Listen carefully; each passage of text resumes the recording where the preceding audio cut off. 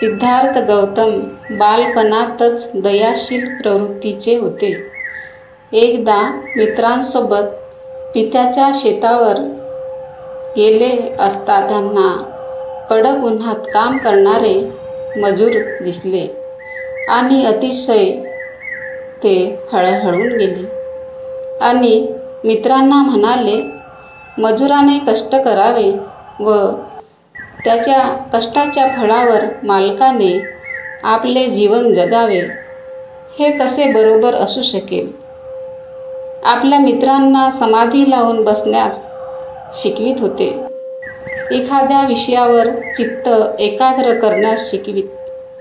मी सुखी व्हावे, माझे आप्तेष्ट सुखी व्हावेत, सर्व प्राणी मात्र सुखी व्हावेत, अशा प्रकारच्या ध्यानाकरिता मित्रांना सिद्धार्थ गौतम उपदेश देत होते. परंतु ते सिद्धार्थाचे मित्र या गोष्टीला महत्त्व देत नसत. ते हसून थट्टा करीत. ते डोळे बंद करीत, पण चिंतनाच्या विषयावर मन एकाग्र करू शकत नव्हते. उलट त्यांच्या दृष्टीपुढे शिकारीची हरिणे किंवा खाण्याचे गोड पदार्थ येत असत.